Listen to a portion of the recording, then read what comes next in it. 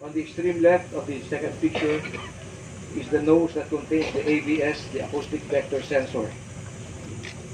This is a level 1 exploitation, meaning to say all physical characteristics, color, the weight, the dimensions, any markings. Next slide please. Prior to conducting the level 2 exploitation, procedure is that they will have to x-ray to see the internal parts before dismantling the equipment. And letter A highlighted is the acoustic vector sensor, and letter I is the CPD or conductivity, temperature and depth sensor.